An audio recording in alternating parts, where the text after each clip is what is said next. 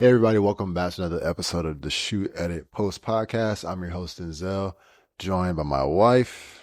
Mikayla. Before we get into this episode, what have you been working on? You said you didn't have anything, so that's all right. No, same thing as last time, just the video business and Video content business. creation. So how has the video business and things been going? You kind of briefly mentioned that. Yeah, it's good. I basically so I started it in February and then had, my clients through March, my retainer clients, but I did almost like a month to month at first, Mm-hmm. but everybody that I've worked with so far has wanted to stay on, so that's That's really been really cool. awesome. Look Yeah. at that. That's really cool that you got that. That's very. You Yeah. we'll have to do. You have to do like a whole video about I know. about that. It's so funny because my brother called me like a few weeks ago and he was like, "What are you doing?" And I was like, "Working." And he was like, "Working?" And I was like, "Yeah, I edit videos." And then he was like, "How do you be finding jobs like that?" And I was like, "I made it." Yeah. But it was just cool to be able to be like, "Oh wow, I really did make this job for myself." Yeah. So, There you go. not Queen saying of that. content, ladies and gentlemen. Yeah, whatever. Just kidding. Yeah, I'm, like I mentioned the series that last week, the narrative series I'm working Mhm. on with some friends, and still going on with that. Pre-production stuff. We'll be shooting that soon here. And I'm in the process of working on some other narrative projects, you know, Ooh. some other little writings and things I'm doing. So a lot of that coming. Stay tuned this year. I'll be posting about that on my channel, so you can head on over there if you want to check out more stuff. Yes. But yeah, so today we're going to be talking about how to make your videos look professional on a budget. And see me Ooh. looking down because I'm looking at the notes we have here We literally just talked about quality in our versus last quantity in episode. the last episode. So now we're telling you how you can do the other 50% of the quality Right, right. on a budget. Yeah, yeah. So, the areas that we're going to be touching on, for like one of like the key elements of your video looking professional is, lighting, composition and framing, camera settings, stability and movement, and sound quality. So, what so just start with lighting. To me, is Yeah. like the most important one, in my opinion. Lighting is always my focus when it comes to video stuff, but also one area that you can save money if you know how to use natural lighting Mm. properly. And the thing about natural light is you really can't mess it up. I mean, I guess you can if you want to shoot like in direct, harsh sunlight. That is probably not what you want to do. But let's just say that you're in your house and you have an area in the house that gets good lighting. I would go to that area. Hmm. It's like if you have a window or something, open the blinds, and assuming that the sun coming in looks good and doesn't look crazy harsh and like that, that's a easy free way to get good lighting. Hmm. It's just the natural light from the sun. Yep. It's the best light when people are trying to get good quality, naturalistic vibes when they're shooting anything. We're always trying to replicate that look. So it's the best type of light you can have. This is the light from the sun, and it's free to use. You just are limited in what you can do because you don't have an unlimited supply of it throughout the entire day. Yeah. And the light will move. The sun moves, so Hmm. you have to know like at what point of the day you can shoot where at in your house. Hmm. Unless you're gonna go outside, but even still, if it's not an overcast day, you might have some super harsh light, so you may not want to shoot in the middle of the day because then you're gonna get those crazy shadows on your face. You know what I mean? Yeah. So that's one area. I'll let you hop in there. You can expound on that. I guess I don't really. I mean, to me, I would shoot next to a window. Or that's what I do, I should say, is I shoot next to the window. Don't turn your back to the window. Make sure that your the camera is you're facing the window and the camera is facing away from the window, or you're gonna get a crazy backlight and your video is not gonna look good. Yeah. Um, Best days if you're gonna shoot outside or when it's overcast and not like when the clouds are like going back and forth in front of the sun because you're gonna get that weird like shadow then bright, like before it rains. Basically, go outside and and shoot your video. That's just me coming from more of a photography background. So when I would shoot for clients and stuff, I would make sure that it wasn't going to be super sunny and I wouldn't have be under trees and things that are weird. And um we have bay windows in our house, and I shoot with those, but they're to the side of me, and one of them is kind of in front of me. And the other day the sun was coming through and you could see the lines, so I just closed the blinds and let the sun come in from the other windows. So Mm-hmm. there's ways to like block certain things, I guess. Maybe if you have a tree that comes in at the top, like maybe putting like cardboard up there or something to like block it. But I mean, Yeah, for the most part, you he can said shape it. everything. Yeah, no, you can definitely shape it. That Yeah. those are very good points that you talked about positionally, like with the window. That was a really good one. Um, we say overcast. A lot of people will probably say shoot when it's overcast, not because you can't shoot when the sun is out, Yeah. like when it's bright, but it's a lot harder to control. I'll say that. Yeah. And that is you can't. You just have to. It's going to take a lot more. Like you have to do more. Yeah. It's And easy. Go ahead. depending on your equipment as well, what you're shooting on. Hmm. Because I know, like, at least for me, like the other day, I shot a video, front facing camera directly in the sun, and it looks great. But I know that if I was inside or like something was back, the front camera would look blurry and crazy. Um, so, but the sun also, it was just bright. There was no Yeah. clouds or anything. So, Yeah. yeah. Another point to touch on is composition. So there's something that you will run across when you're talking about video production, and that's the rule of thirds. And most cameras have a setting that you can put your guidelines on, and essentially you'll have like almost like a checkered board box on your screen. You've probably seen it before if you look in your camera. Sometimes you can, I mean, even with your phone, you can put it on.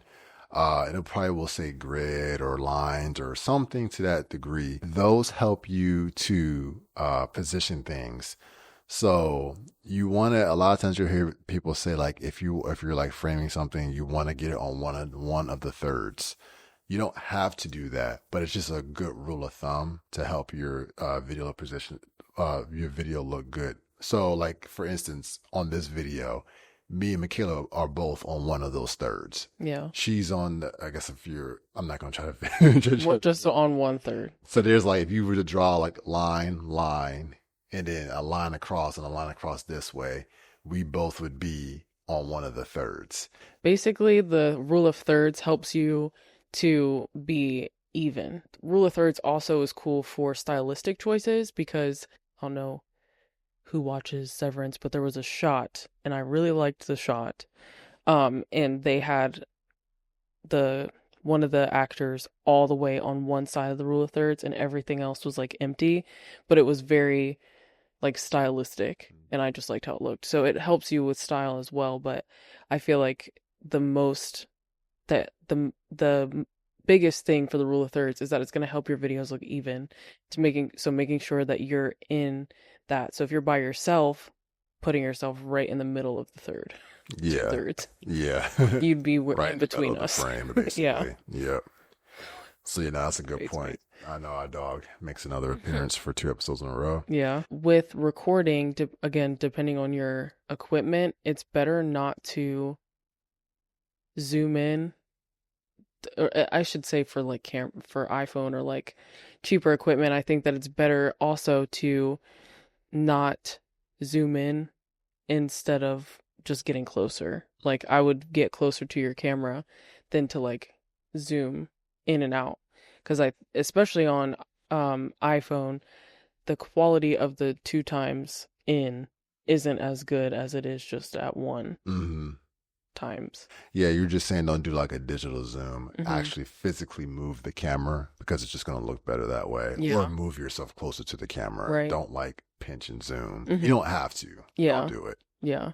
Basically, for getting stability or stable shots, You don't want your images to look shaky, you Hmm. know. So simplest thing to do is to get a tripod. Yeah. So if you put your phone or your camera or whatever on a tripod, that's the most basic, simple way to have a nice, Yeah. clean, stable image. It's not going to move around, assuming your tripod doesn't fall apart. Yeah. And like since this is on a budget, tripods are not, you can get a good enough like Decent. decent enough tripod to record with Hmm. for very little Yeah. to almost nothing. Yeah. Cheap. Yeah. I mean, don't expect high end features, but you can at least put it on Yeah, and it will it'll stay stay still. still. Yeah.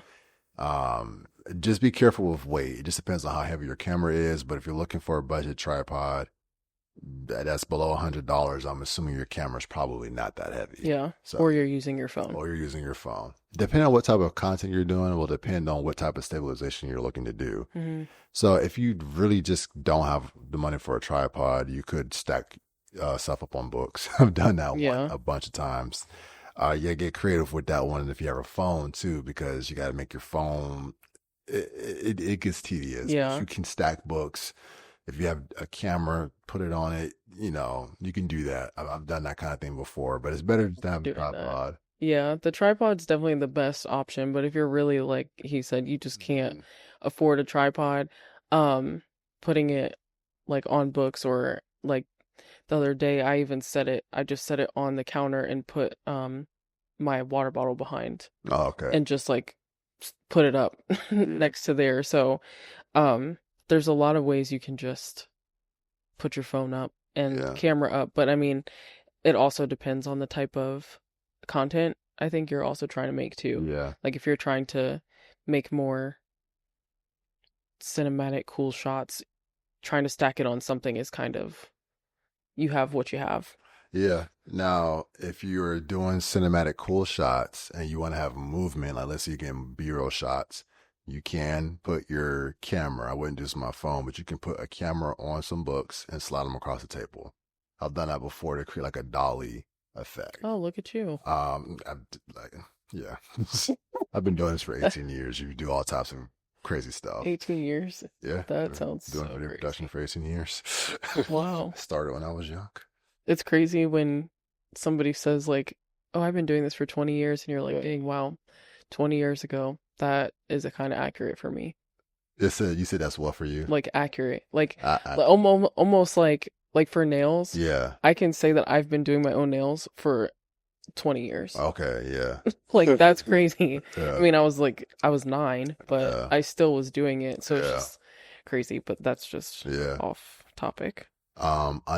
Another thing that you can do, to get stable-ish, um, is there's this trick that you can do where if you have you can do this with your phone. If you have like a camera, like a DSLR or a mirrorless camera, like a photo camera that can do video, if you have a neck strap, what you can do is you're creating points of I guess pressure that create stabilization. So if you take the neck strap and put it around your neck and you pull it tight, basically you're causing this like tension in your neck is going to help stabilize and your arms. But essentially what you're doing is your hands have a human body. You're just going to have micro jitters in general, but you want your neck to take the weight of the camera. So you pull it tight and now your hands are just basically holding it, obviously, so it doesn't fall, but you're not like bearing all of the weight of the camera in your hands. So now that helps to make a more stable image. If you're going to like get a nice panning shot or you want to like get movement when you're getting your B-roll and stuff like that, that's a way of doing this. So it's not just in your hands. Unless you have very, very stable hands. Some people do. That's me. But you're going to have to usually lock into some degree because you look at the footage, there'll be some type of jitter. You can take your arms and jam them into your sides and go, hold your Wow. breath. It's a whole thing. This stuff I just works. do this. You just hold very tight. Yeah. But like, you just want to basically make yourself as static as possible. So you go, and then you put your arms into your sides and you lock the camera in like this and just get your movement. you know, This is the the difference between a content creator and a filmmaker. only and a filmmaker. Yeah. Because I'm telling you, if you're trying to do moving shot, take your phone and just Well, phone's different though. and then or and camera. I've done it with my Sony. So it's just it's I think it's different though because with content it doesn't have to be as polished as like a film, I feel like. But I do know that the phone has like a more of a Yeah, so better. what I was going to say about that is your phone has built-in stabilization, Hmm. and the same thing with your camera. There's going to be built-in automatic stabilization in it, Oh, okay. so it lends itself to be able to be more comfortable. I'm more old school. I came up in a generation when we didn't have built-in stabilization and stuff, so I couldn't just pick the thing up and just Hmm. go. And phones weren't Yeah. shooting like that back then. I couldn't just shoot videos on phones. Yeah. So my tips are going to be from more like if you don't have a good smartphone that can have a camera, or if you're using a camera that doesn't have necessarily image stabilization built Hmm. into it. So yeah. Yeah. Sorry. I am, I guess, spoiled. No, I mean you're right. Most things will be that way today. So Hmm. yeah, So the next thing that we have to talk about is like sound quality because even as a content creator, your sound matters.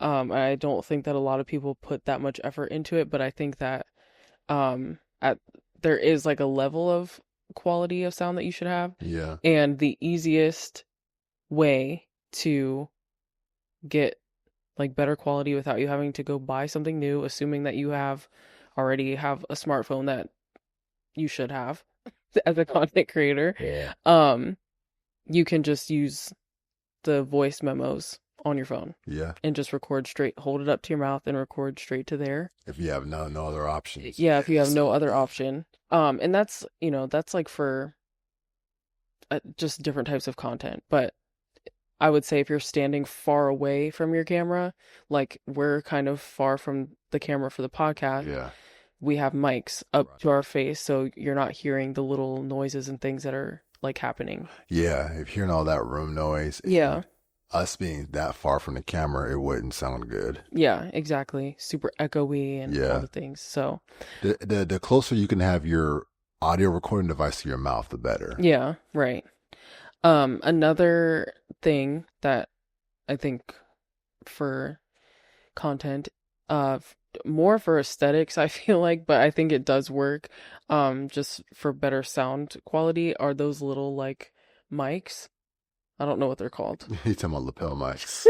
I guess so, yeah. Yeah, But people like hold them up and talk, but it yeah. it does help your sound quality. I actually used it in some YouTube videos one time, and I had my camera far away, and I was standing like kind of closer to a corner, but I had the mic, so my audio stayed Consistent. consistent the whole time. Yeah. And I realized one of the things that I don't like when I'm watching somebody's YouTube video is if I have to turn it up and down the whole time I'm watching the That's video. fact. It's the worst. If I have to do that, I'm clicking off. I'm sorry. If you can't afford to do anything else, even if you can't get a tripod, whatever you got to do, make sure your audio sounds good. Hmm. Because if your audio sounds bad, people don't want to watch. And then people say this all the time, and they're right. But if you ever just watch a video, it's very rare that you can. The video has to be superb. Like you have to really care. We watched the Kevin Lang show. Hmm. And it was an episode. They were like, they was like, we weren't going to post this because we left the mics. Yeah. But this thing was so funny, we Yeah. had to post it. And we So they watched went, the whole we thing. watched the whole thing, but they Yeah. went through and captioned it. Hmm. Because you wouldn't have been able to really hear. They Yeah. went through and captioned it. They prefaced before, like, we apologize for this, Yeah. but it 100% took away from it. It did. Yeah. Like, it took away from the experience of Yeah, it. it did. But they're funny enough that we were able to just, okay, we're just going Yeah. to watch and get through it. Right. Some of my oldest YouTube stuff, horrible audio Hmm. because I just never pay attention to that. Yeah. That I realize that now it's such a more pleasant experience Yeah. here. Right. I don't even think the mic has to be the best quality mic. It doesn't matter to a degree. I'm not saying Yeah. it doesn't, but just to be able to hear the person, even if the mic isn't the best, it's better than nothing. Yeah. And consistency and volume. Yeah. So I definitely agree with that. personally, for me, when I record my audio, if it's like not a podcast or it's usually just for my short form content and I'm doing a voiceover, I will actually go sit in my closet because um I have clothes in there, there's a carpet in there, and so it's not only reducing the echo, but it's also helping my voice. It's like reducing all the like external factors of like Yeah. noise and stuff. It's, 'Cause it's a sound dampening environment. yeah, 'cause even like it's so funny when we used to live somewhere else, there was planes, like jets. We lived next to like a military base, and there was jets all the time. And even though we had the mic all the way up to our mouth, you could still hear the jets going through. So I feel like just isolating yourself into like a smaller space Yeah. will reduce as much of that echoing Yeah. as possible. Yeah. It won't work in every situation because sometimes you'll be out and about Yeah, in right. your environment, but whenever you can, that's a really good tip Yeah. to Yeah. implement. So editing software, You know what I'm gonna say about that? there are free options for editing software, and I think Yeah. we all know CapCut, but we all know iMovie. Hmm. iMovie kind of sucks though. I can't speak on iMovie. I haven't used it. I just, yeah, the last time I tried to use it, I was so confused. Some people use it well, but I just can't. And what Windows Movie Maker? Anybody from the movie maker? pre That's 2010 days? crazy. That is so crazy. I saw a video that I posted like a long time ago from when I went to Jamaica, and I made it on there. It's crazy. It's You could edit so, on that and make your video look good. That was a challenge. yeah, it just looked like a slideshow, but it's fine. I got it to where I was figuring out how to make it be hard cuts. That was like, Wow, look yeah, at you. I was using it. I used to use it on YouTube when I was doing YouTube back in the day. Yeah, you had to use what you had to use. Yeah. But if you want something a little bit more professional, I think you said people in Hollywood use this. Yes, yeah. It's Hollywood level. Yeah, okay, so for the color grading, but yeah. Okay. It's Hollywood level. It is Hollywood It- level for sure. It's DaVinci Resolve. Yeah. You can get a free version of that. This is DaVinci Resolve family. Yeah. DaVinci Resolve production. So DaVinci sponsor us. they need to. They don't do that type of stuff, but hey, we'll be the first ones to get it. Look. But yeah, so DaVinci Resolve, the biggest thing, if DaVinci Resolve wasn't free, don't think I would push it as hard as I do. Oh, yeah. There is a paid Yeah. version for sure if you need to upgrade and do more stuff. You've been using it professionally to do all your client Yeah. work, all your stuff. Mm-hmm. I've been using DaVinci Resolve since 2020? when I started working at the real estate agent. 2020. So yeah, I've been using it since 2020. Mm-hmm. So for the past 5 years, wow, almost 5 years now. Well, I guess Yeah. it will be 5 No, years. it is 5 years, Yeah. March. I've been using DaVinci Resolve for the past 5 years, just using the free version. Yeah. And I've done short films. I've done music videos. I've Yeah. done wedding. I've done everything you can do Yeah. on the free version. I'm not Yeah. saying that there aren't benefits to the paid. Like Yeah. I really wish I had the paid version. There are some things where I'm like, dang, the paid one would It would be nice right now. But yeah. But there's a lot that you can do.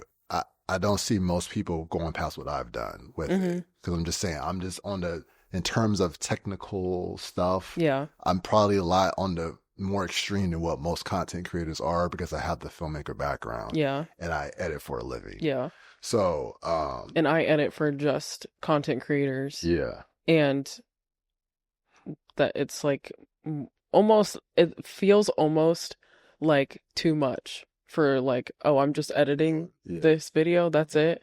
But honestly, to me, I feel like I'm done editing on my phone and my iPad. Mhm. It's just, You can totally do those things. yeah. But like you said, when you start doing a high volume of it, yeah. it gets, there's a lot of content creators though who love using their phone. Mm-hmm. I'm not one of them. I hate editing on my phone. Yeah, it's very hard. I don't know. I think I don't think. I know I used to do it Yeah. and it would be fine, but there's things that like I can get down to the like frame. Mm. Like right if I'm like, And oh, I do this, like a weird come face, on now. You I can cut one frame back and be mm-mm. fine, not miss a beat. But on the other one, I'm sitting there Yeah. Oh my gosh. scrolling all the way in and then I have to Trying to scroll all the way out. oh It's so crazy. So yeah. you can get CapCut on your computer. I think I have it on my computer, but you have to download literally everything. Like I had to download different fonts, I have to download different like settings, like all these things. So, I don't know. I just would say use DaVinci. That cuts. You'll have to learn how to use it though. Yeah. And you have to learn how to use the CapCut version on the um It's simpler. desktop It's too. easier though, I think. I think it's a Yeah. faster, like if you're using CapCut on your Yeah. phone, you go to the desktop or browser version, 'cause I've Yeah. used the browser version, it's similar Mhm. enough. Where DaVinci Resolve is you have to learn how to be an editor. Yeah. Like you don't have to be a great editor, but you just have to learn how to use a non-linear editing software. Yeah. And there's so many tutorials out there. Plug myself. You can check on my channel. I have a Yeah. whole playlist of DaVinci Resolve for beginner stuff. But there's Yeah. so many tutorials. You went from not having any knowledge of it to using it fluently Yeah. in like what, a year, if that? Probably 2 years. Yeah. But yeah. Yeah, no, I think it definitely helps that you're here. I will say, because he like really dove into it and like learned how to use it. But I think um for just the basic things that you need to know, Yeah. I mean, you can do it. Another pro to that, though, even though it's a higher cost out front, you only have to pay for it one time. Yeah, that is good. Where CapCut, you're limited to what you can do on there. I will say that if you do choose to pay for it, that there's things that might be a little bit more difficult to try to figure out on DaVinci is easier on CapCut for somebody who has no editing background. Mm-hmm. Um, but you have to pay for it. Yeah, So, it's like a month, like $10 a month or something like yeah. that. So if you're looking for budget, like how can I keep my expenses down all the way? DaVinci Resolve is the way to Yeah, go. steeper learning curve. So you don't Yeah. pay for it on that end because it is a steeper learning curve, especially for someone who has no experience with that type of program. If you're coming from like an Adobe Premiere, you can do it. I'm always having this conversation with Premiere users. They never want to switch, and I'm like, look, I feel like you've converted a couple people. I don't think fully. Oh, a couple maybe. Yeah. Yes, a couple. Yes. Um, I'm someone who edits in both, so this might not be applicable for this podcast. I don't know how extensive our audience goes into editing, but you can do both. So if you are someone who edits in Adobe Premiere, it's a learning curve, but you can. But for my job, I edit in Adobe Premiere, and for everything else I do DaVinci Resolve. So I can communicate. I communicate in both. You can do it. It's a learning curve. You gotta take time to learn it, but Mm-hmm. you can. Yeah. You can do it. Yeah. I did it. Mm-hmm. So, Yeah. so I want to start recommending some stuff. Cool. We have camera and audio things Yeah. on our little notes and things here. Mm-hmm. Some of the stuff we use already, and some of it is stuff that we want to start using. So, Yeah. I have the Sony ZV-1F. I had to look that up because I had no idea what all the letters were and numbers. I feel like I'm always like VF, ZF, Yeah. It's a 1. whole bunch of Yeah, Sony's word like that. yeah. But it is $500. Mm-hmm. And for a camera that basically does everything for you, it's a good camera. It even like I would just look up some tutorials, but it even has like almost like a filter that kind Oh, of like like makes, skin filter yeah. on it. Yeah. Yeah. So it just kind of like makes your skin look nice too. So Yeah. for $500, it's a really good little camera. Yeah. For content creators, perfect camera. Mm-hmm. I second that. I think it's the perfect camera to get if you're not trying to change lenses out and Mm-hmm. you want something that you don't have to really worry about it being stable shots and things like Yeah. that. It's going to just do well in auto settings. Yeah. You can do some more advanced things. We're going to go manual and stuff like that. You can, but out the box, you can start shooting and get a Yeah. nice image. Yeah. It's it's definitely a good little camera. Hmm. I like that camera. I use it on YouTube now, but I also like to use it a lot for my short form content. To be honest with you, you get a really good image out of it. Because a lot of times I'll look at stuff and I'm like, Hmm. like I don't really love the image, but you do a good job, man, because you're using natural light and Yeah. that camera works well. It's kind of like with like a smartphone. Yeah. They just do, or I should say, yeah, I guess smartphones in general. They just do very well in natural light Yeah. situations. Right. Like when you try to start bringing in artificial light, they don't always do the best, Yeah. but natural light, Yeah. those cameras love it. So Yeah, for yeah. sure. Yeah. The other camera that I have on here is my like upgrade. Hmm. Once I get it, is another Sony ZV-E10. That one's a little easier. Yeah. Now, why do you want this one? Now, I want this one because I actually really like my Sony. But I also have a lot of content creators, which I feel like when you're starting out as a content creator, getting what other content creators have is good because they know how to use the camera and they're going to tell you how to use it. But if you're trying to get some weird off the wall camera and you're looking for a content creator to tell you how to use it, you're not going to find it. That's fair. So I want the Sony because I see other content creators. I like how their image looks in terms of quality. But I also want to be able to change the lens Hmm. of my camera. So, um, and then it also has the like flip out screen so I can see myself. It's like everything is kind of built in. It's lightweight, all the things. It also comes in white, which that's the one that I want. Oh, okay. So, yeah. Ooh. Just because I feel like all the gear we have is like black and I can't ever figure out which one is which and All my stuff. That's funny. yeah. What is this? It's not I'm like, white. what does this go to? I'm like, does this cord work? He's like, no, that I'm like, these look exactly the same. But yeah, so that one's $800. So still under $1,000, but Yeah, yeah. yeah.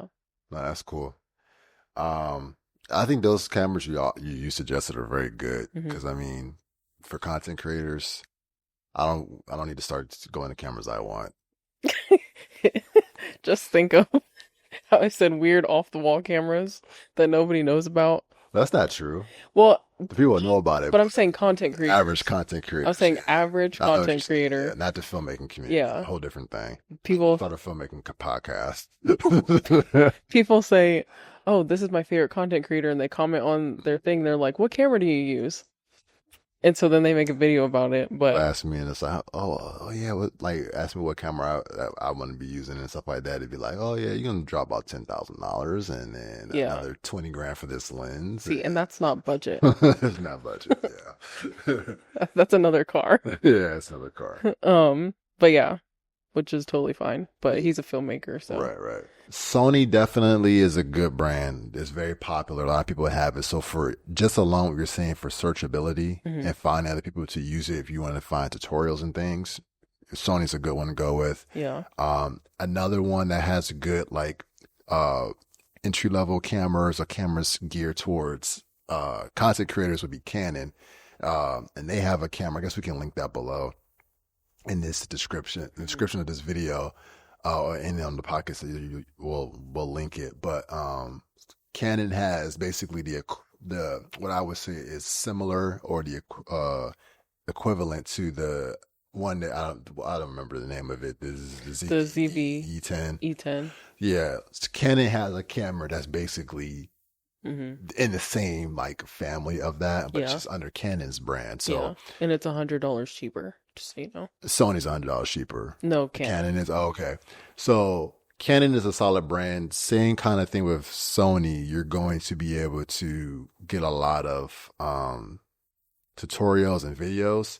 The biggest thing I would do, I agree with you. Look at your favorite content creators, and if you like how their stuff looks, you can go that route. Just get what they have, or look the cameras up and see which look you like the best.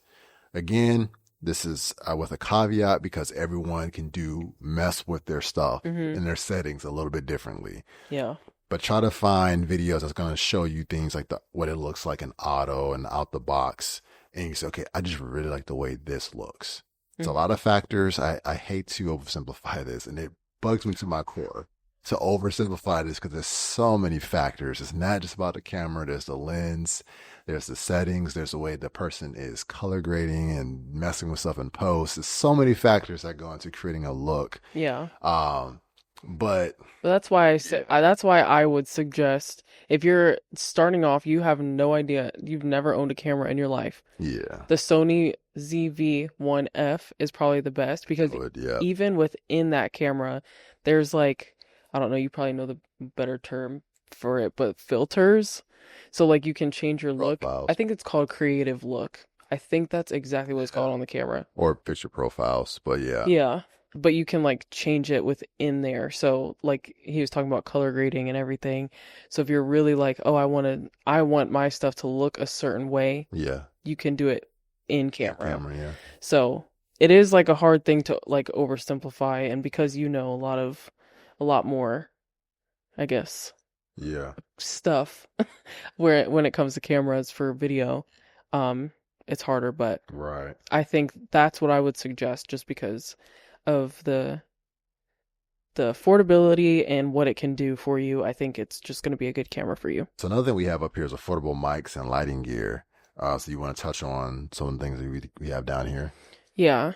So I was talking about the lapel mic, Yeah. and how you can hold that and that can help with your audio. I went on Amazon and I saw a range of prices for those mics. So if you just type in like whatever your phone is, or I guess what I think it's a lightning cable for Oh, for iPhone. yeah, but I Yeah. think if you have like a For yeah, I think if you have a newer phone, it's USB-C. So right. whatever your phone has, just type that in and then mic, and they should pop up. And we'll Um, and we'll and once. we'll link things below to you Yeah, so you can just go yeah, right to them. we do have some linked. But if you're like wanting to spend a little bit more on audio, Mhm. there are some more expensive options like DJI, and Rode. Those are Good name. good names, Yeah. good brands. They are going to be a little bit more expensive, but um, I think it's worth it. In terms of camera gear and audio and all this production stuff, these still aren't bad prices. Mm-hmm. Like there was a mic we were looking at that was like $100, Mm-hmm. Yeah. which may sound like a lot, but in the grand scheme of audio equipment, Yeah. it's actually not. To Yeah. get a decent or good sounding mic, for that price is actually Mm-hmm. considered budget. Yeah, for sure. Yeah. Lights. There's lights that I love to use. If you want to get lighting, and these lights are going to be sub $150. And you might be able to find deals and things like that on Amazon. They'll be linked below, but they're called the Colbert CL60 lights. And they are bicolor, so you can go daylight balanced or you can go tungsten, so it'll be warm and cool that you can. And we're actually using that light right now, shooting this video, and we have a softbox on it, Mm-hmm. so you can get that whole combo for under $200. And that, and you also get like a light stand. Mm-hmm. Again, that might sound like a lot, but I promise you it's not in Yeah, terms for of good lighting. Yeah. If you want to do a step up above having natural light. Yeah. If you want to have something, I still feel to say natural light, honestly, in a lot of ways is the best. But Yeah. if you want more control, I'll put it that Mm-hmm. way. Yeah. Yeah. Yeah, for sure. Yeah. I don't think I have anything for light because I use the natural light Yeah. most times. But yeah, that's pretty much it. Cool. I don't have any more thoughts on anything. Me neither. I think we covered it all. I- Got some good stuff out of this. Yeah. Yeah. So happy at creating. Good job, everybody. We made it to the end. Yeah. And yeah. Well, that's it for this episode. Until next time, Peace.